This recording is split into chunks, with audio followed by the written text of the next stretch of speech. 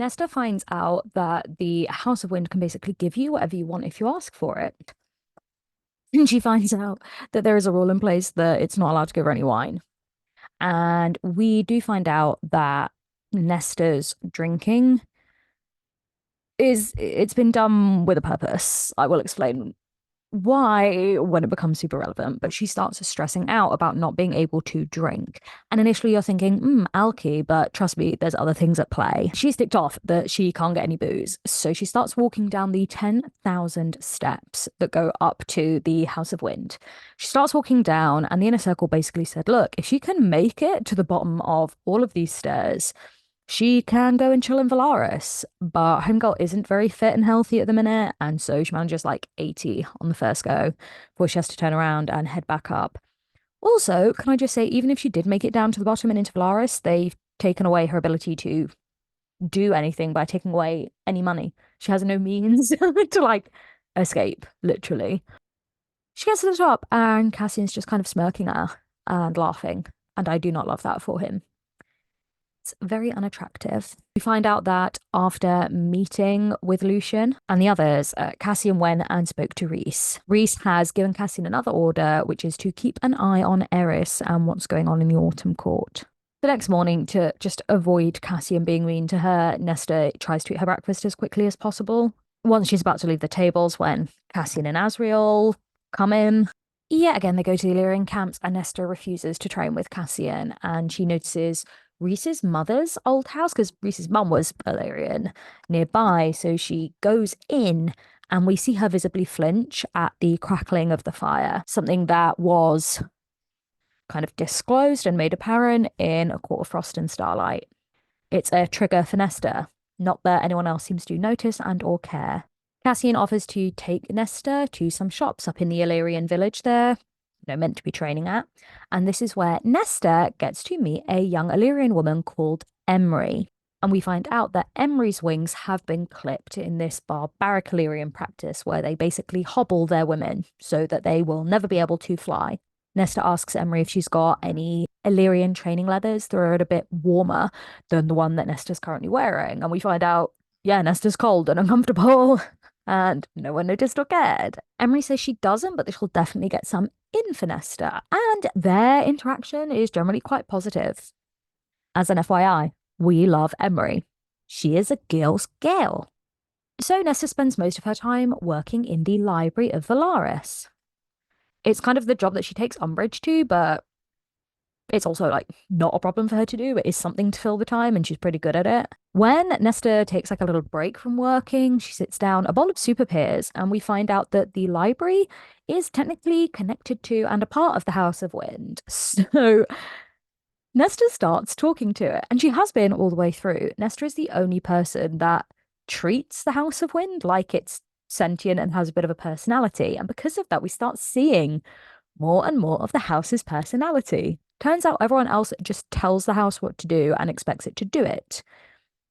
They very much act like, oh, there's just a spell in place that gives us what we want. But Nesta's kind of cottoning on to the fact that, maybe I should be nice to the house, full stop. And she starts bringing out a bit of a personality in it. But as she's having this discussion's like, I'm not hungry, stop giving me food. A young librarian comes up behind her and's like, who are you talking to? And this is how we meet my bae, Gwen. Gwen is a young priestess working at the library, and she and Nesta bicker, and it's really cute and funny because everyone else is scared of Nesta, and Gwen is just quite sweet and funny and surprisingly forthright. And she calls Nesta out on being a total weirdo.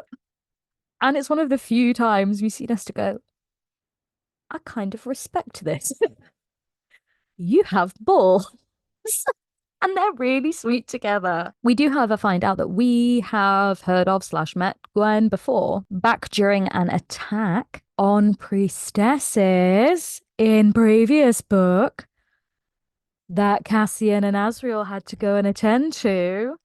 Let's just say that may in fact be Gwen's origin story in these books. But more on that later. When she gets back into the House of Wind, the house gives Nesta some bread. She thanks it, and the lights flicker.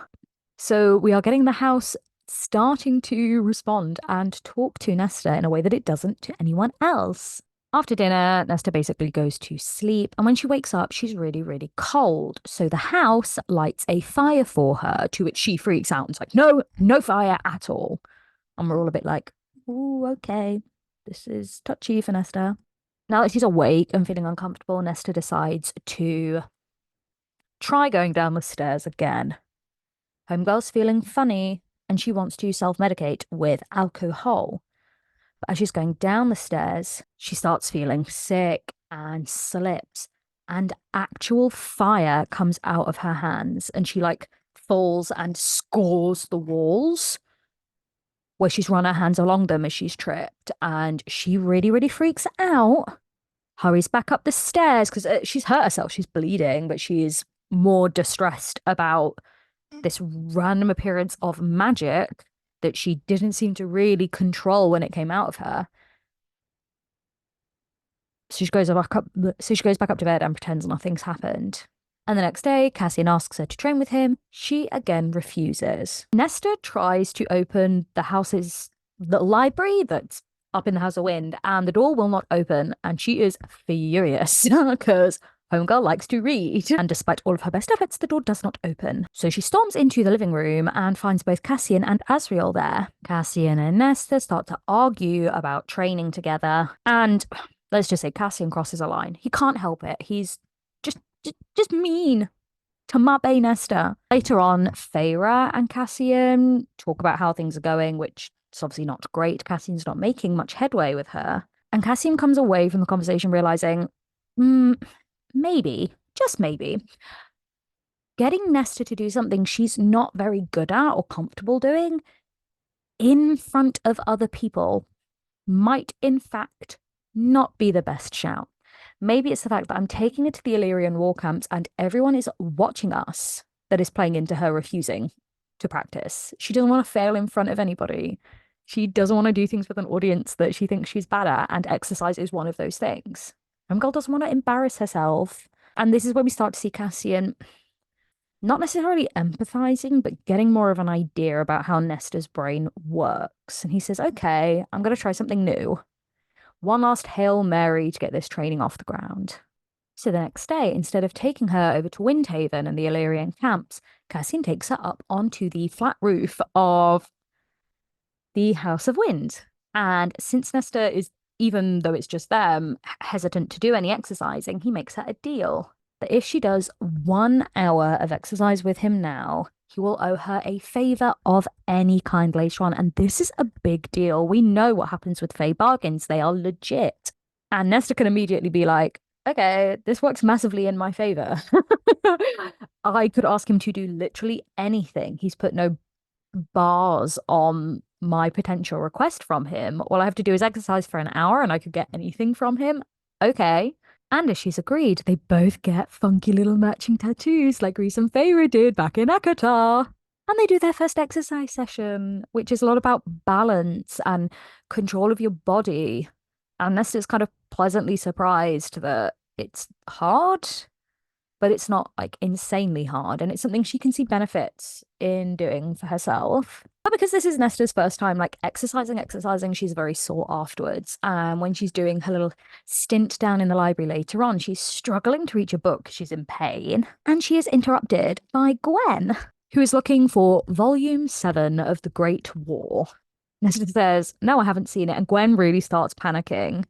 She explains that she is working for, to put it nicely, a very demanding priestess called Meryl. And Gwen's messed up by giving her volume 8 instead of the volume 7 Meryl actually wanted. And Gwen's like, if she notices I've got her the wrong book, she's going to kill me. I'm going to be in so much trouble. And Gwen rushes off to keep trying to look for the book. And Nesta's like, library, House of Wind. Could you please find me that book? And it does. It literally drops it to her, and she sneaks over to like where Meryl is, and she swaps volume 8 for volume 7 so that Gwen won't get in trouble. It's just this little signifier. Nesta goes out of her way to help Gwen. Maybe Nesta's not that bad, guys. Maybe she just has yet to find someone she actively wants to help and maybe be nice to. The next day, Nesta's a little bit late to training with Cassian, but while they are exercising, they have like a pretty deep conversation. They talk about the battle with Hybern from A Court of Wings and Ruin. They chat a bit about Nesta's mum, who we hate, BT dubs. She was not very nice to Nesta at all. But we also talk about Sangravar, which Gwen has mentioned to Nesta. And basically, Cassian, Azriel, and I'm pretty certain more, went to Sangravar knowing that the priestesses there were under attack. And what they found were priestesses dead and Gwen being very, very badly assaulted. And we discover that the priestesses were attacked, and Gwen and her twin sister, her twin, hid all of the children being raised by the priestesses. And in order to keep the location of the children a secret, the girls shoved a table in front of a door, pretended that they didn't know where the kids were. And Gwen watched her sister be murdered for the information of where the children were, and she was repeatedly assaulted with the insistence that they would stop if she admitted where the children were, and she wouldn't. So when Cass, Azriel, and Moore all arrived, they obviously took out the guys, saved Gwen and the children, and Azriel brought Gwen to the High Court, where we find out that the priestesses who live in the library are almost all victims of some kind of horrific act, and it is very much a space Rhysand has created for abused women to support each other and come together and try and heal. It is a closed off, safe space that not many people get to really enter and understand. But Nesta herself, being the victim of a certain kind of trauma, is given access to and perhaps has an appreciation for the approach the priestesses have to their research, their lives, and their little secluded life in the library. This also means we find out that though their situations are different, Gwen and Nesta have something very, very important in common. Something very bad has happened to them. They have lost autonomy of their bodies in the past. Their traumas are also heavily linked with their siblings. And it perhaps starts to recontextualize things for Nesta a bit, because although she does not seem to have a great relationship with her sisters, Gwen literally no longer has her twin around. I'm not going to like compare traumas and be like, you can be a little bit grateful, but what happened to Gwen in particular is so horrific. And Gwen is so nice still, that it shows that from very similar traumas, very different people react in very different ways. And unlike the inner circle, Gwen is perhaps a little more capable of appreciating that just because Nesta doesn't react the same way she does to trauma, that it doesn't mean Nesta's not hurting and just processing things in a different way. If you compare Gwen to Elaine, which I'm not going to encourage everyone to do, but Elaine went through a very similar process to Nesta and still cannot relate to the fact that Nesta is responding very differently to her, to what's happened. Whereas Gwen, she is capable of looking at Nesta and saying, well, yeah, I'm not reacting in the same way, but I understand why Nesta's behaving the way she is. I can, even if she's not being nice, I can still be nice to Nesta because I'm capable of empathizing with Nesta in a way that her family and her friends in the inner circle, they just don't seem to try to. This is why Gwen is the GOAT, BT dubs. Trust me, I'm a big fan of the Emery Nesta Gwen girl squad. I have fan art of them in my house. I know. Now, over at the Spring Court, Cassian and Rhys go and meet Eris. They talk about Baron and the multiple queens and the probability that war is coming to Prithian again. Throughout the entire conversation, Reese is really uptight and uncomfortable. We've not really seen Reese be like that before. While they're there, Nesta is trying the stairs again. She gets to like 150, and when she gets back up to the top, the house runs her a bubble bath, which is quite cute. It shows that the house is starting to care about Nesta in a way that it doesn't care about anyone else, BT dubs. When she's down in the library, Nesta is tasked with shelving a book down on level 7, like below the library. She finds it really unnerving and can feel a darkness beckoning her to it. And it's there that she encounters Gwen. Gwen comforts her and leads her back up to the normal levels of the library. And they get chatting about how Nesta's training's going. In their training session, Cassian actually talks to Nesta a bit about himself and growing up as a young Illyrian bastard. When she's back at home, the house itself actually encourages Nesta to go and talk to Cassian again.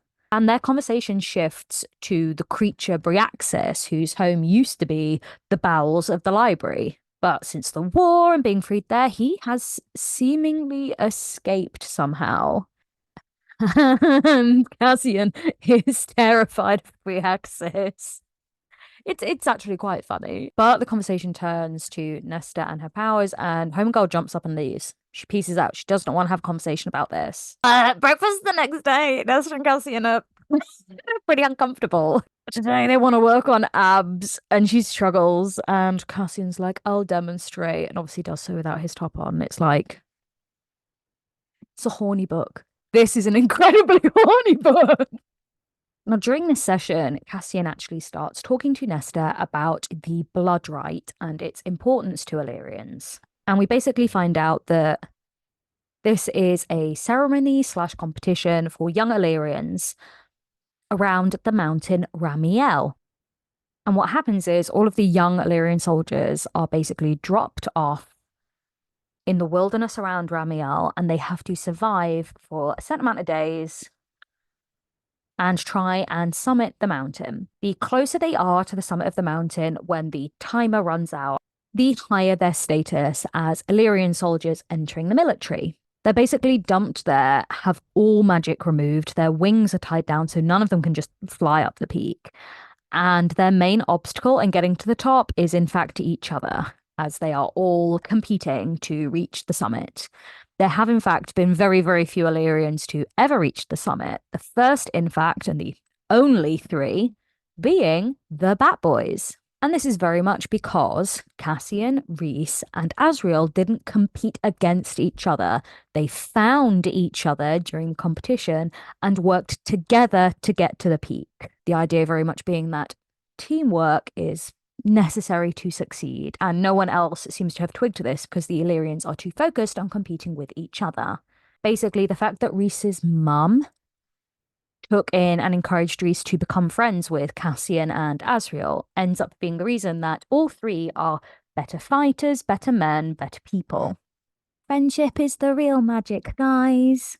Ramiel is also undoubtedly going to be very important in the Massiverse, full stop. I have been reading some very interesting theories on this, but the symbol of the Night Court, as we've mentioned before, are the 3 peaks with 3 stars over the top of them, and the peak of Ramiel has this gate-like structure to it. Where else have we seen gates before? What special kind of gates have been mentioned before, guys? Not in this series, but in Throne of Glass. We also get the story of why Ramiel is important. The first Illyrian fought an entity of some sort, an enemy, up at the top of the mountain and defeated him there, where he spilled his blood. This is just told as part of the lore of Ramiel and the Blood Rite here in Prythian. But we hear a very similar story in another Sarah J Maas series, where characters are given different names, but the actions described are very, very similar. I'll talk about that more when we hear the story in Crescent City. But having heard about the Blood Rite and the kind of teamwork element, Nesta gets the idea in her head that it might actually be nice to not train on her own, and that it could actually be something that the priestesses enjoy doing. So the very next day, Nesta posts a sign-up sheet down in the library for priestesses to join the training that she is doing with Cassian. On the way back to training later on in the day, she sees that the sheet is completely blank and empty. Nesta literally does her training session and she's miserable, and then she tries and fails to go down the steps again, comes back up and sees that even at the end of the day, the list is still empty. So she is really downhearted. She got this good idea in her head, and it turns out it's kind of a bit of a damp squib. So Nesta is really, really down in the dumps, and Elaine comes and visits her in the library. Elaine kind of says that Nesta's looking better, like Nesta had been sick. And Nesta's like, I think you've got a real cheek. You were a mess during a Court of Wings and Ruin. Like, Nesta was having to feed her, dress her, clean her, look after her. And in exchange, what Elaine did was pack up all of Nesta's belongings in order to help the group move her into the House of Wind. Elaine's basically betrayed Nesta when Nesta was there looking after her when she was having a rough time immediately after their trauma of going into the cauldron. While Elaine's like, oh, you look like you're doing better. Nesta's like, well, I can't really enjoy myself.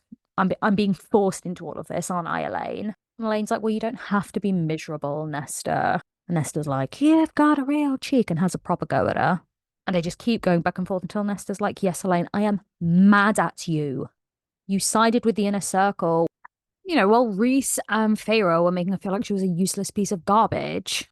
And while they're arguing, Elaine mentions their father, and Nesta does not react well. And some of Nesta's firepower comes out. And the flames she pulls to her, they are literally silver. You know, they're nothing like the Autumn Court fire powers we've seen before. And Nesta blames Elaine for their father dying. And Elaine's like, and leaves sobbing. And she dramatically goes to Reese and the others who've come with her. And the inner circle all go home, now really pissy with Nesta. So Cassian goes to Nesta and is like, what on earth happened? And Nesta's like, I don't want to talk to you, and walks away. And begins to try getting down the stairs again. Nesta makes it down like a full 1,000 steps before she has to come back. And Cassian's waiting for her at the top, and he tells her about he and Reese and Azrael doing the steps for the first time. It's quite a funny little anecdote. And more than she wants to admit, what ended up upsetting Nesta is when she told him to like go away, he actually did step back. No one's kind of making the effort to want Nesta, to follow her, to chase her, to ask her what's going on. But it is at this point, 300 pages into the book, where Nesta and Cassian kiss for the first time. And like it goes into the next chapter. They are making out and doing stuff, and it's so good. We're getting to the point where Silver Flames starts earning its title as by far the spiciest of the ACOSF books. Because let me tell you, the Atlanta and then some between Nesta and Cassian, it's hot. It's HOT. And it's just it's filth. It's absolute filth. And I love that for them. And I love that for me. And I love that for us. In this particular scene, we get Nesta's famous. We are quite quick off the mark. Oh, it's so good.